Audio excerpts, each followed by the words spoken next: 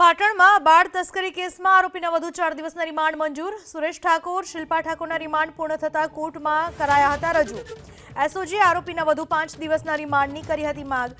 કોર્ટે સુરેશ અને શિલ્પા ઠાકોરના 4 દિવસના રિમાન્ડ મંજૂર કર્યા। રિમાન્ડ દરમિયાન હજુ અનેક મોટા ખુલાસા થવાની શક્યતા છે। પાટણમાં બાળ તસ્કરી કેસમાં આરોપીના વધુ 4 દિવસના રિમાન્ડ મંજૂર થઈ ચૂક્યા છે।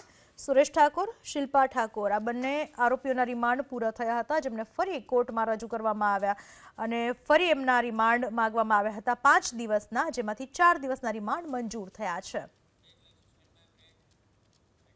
પાટણમાં બાળ તસ્કરી કેસમાં આરોપીના વધુ 4 દિવસના રિમાન્ડ મંજૂર થઈ ચૂક્યા છે।